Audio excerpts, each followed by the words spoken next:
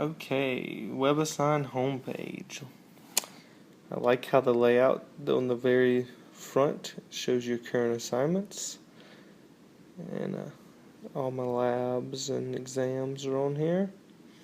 There's an announcements center on the right hand side at the top. That's helpful. If your teacher has to send you any announcements, it's right there, easy to see. Have you ever used that in your past classes? Announcements? Yeah. Yes. What kinds of announcements would they put up there? For instance, in chemistry, Dr. Sandberg would put announcements up, like if a quiz got changed, the time, or if she extended a homework assignment or something. She would put it in the announcements page, and it would send us an email if we have it set up that way. Okay. So that was very helpful. Can you show me on here how you set that up? I have no clue how. I think it just does it. Okay. Maybe it's under options. Help? Try help.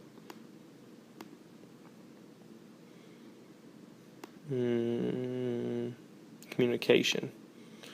On the top part. Yes, this is how she sent stuff too. Okay. Under the communication forum, she would send the whole class forums, and then that's where it would give us the message that she wanted us to do it, and we'd get the email, and it would come up as an announcement on the home page. Okay. And I like where you can look at your grades. Some professors choose not to put your grades on there so you can see them, but I like that it's available that they can. Does that here's the communications forum. Okay. That's there. So the announcements and the communication forum are separate. And the calendar also would have different things set up. So this grade, tell me what you see. You can see your overall grade and how it determines that grade based on homework or labs and tests and good stuff like that. And then also shows class statistics about the average and the standard deviations and good stuff like that. So you know where you stand within the class. So that's helpful when you need a curve. So go back to home page.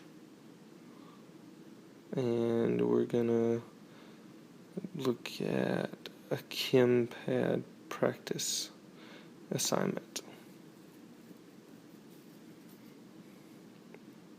Ooh, looks like I'm 2/3 of the way done. Cool.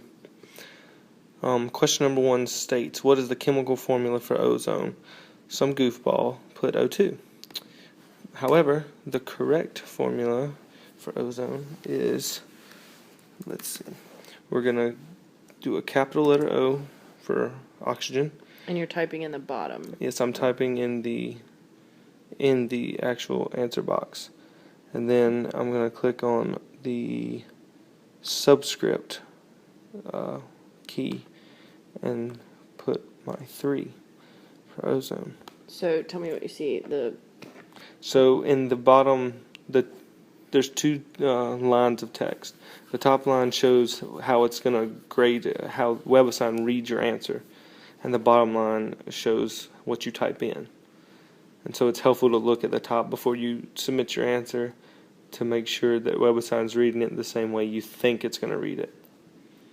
And so now we're going to submit our answer and see if we're correct. And what do you know it? We are. And so now I got 100 on that assignment and I can submit it. Have you ever had problems with the chem pads or things like that of not really understanding how they work? I have in the past. Yes. Any examples of things that didn't make sense? Mainly, it's syntax. The way we're taught to write things are not always the same way that WebAssign wants you to write it. And if you don't do tutorials, if they're given, then you're not going to know how they want you to write it. Or if your professor decides not to tell you and just it becomes a guessing game. So sometimes that's when you have to start emailing professors and finding out what's wrong and trying to get everything straightened out. Have you ever used the Ask Your Teacher function in WebAssign? Yeah. Which ours? With a specific question? Maybe. Ours, for our chemistry class, would be, it would email the professor through that, with the email that they had linked Yeah. to WebAssign. So now we're going to complete a homework assignment that we're almost done with, maybe.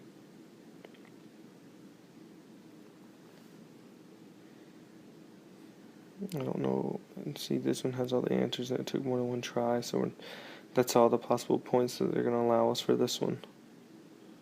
Oh, okay. And on the topic, you can see the questions that you've tried and answered, and then the points availability is under it. And so question 3 here says 0 out of 1. So that means that you've attempted it, which all of these questions have been attempted. If they haven't been attempted yet, they'll just be blank out of 1. Until you know that you Not haven't 0 attempted out of it. 1. Yeah.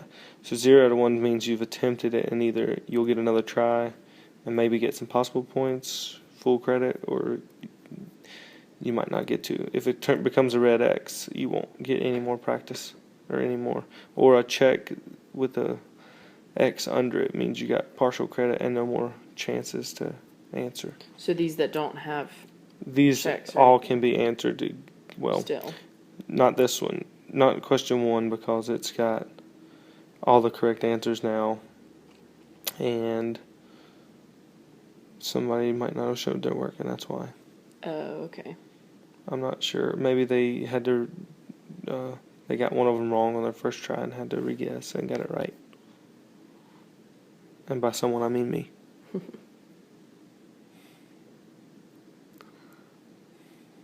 One of the things on this chem pad here for question number 2, when you're typing in H2O, if you don't unclick subscript after you click the 2, the O would be in subscript 2. And then WebAssign would read it as H20 instead of, or H2O, but the O would be subscript, so and it would read it wrong. So you have to make sure you get off of your subscripts. And Okay. these arrows are for chemical equations, such as this one. Okay. And this is not a reversible equation, and that's why they did not use these arrows. Equilibrium. Let's see, multi-select. Must have been right. Tell me about like what is all Okay. set up like within the, like what you see within each question. In number 5, we got all the points. It says you bowl 5 games and received the following scores: 150, 110, 80, 160, 160. They wanted to know what our average score was, and we got the answer right. But up here, beside the question, there's a plus, and you can see how many submissions you used and how many are available. And it gives a caveat that for question part number 1, a deduction of 20% of the points for this question will be subtracted for each submission used beyond 2. So you really would only get 5 chances before you lose all your points. But there's 50 chances. So WebAssign needs to work on that, or the professor.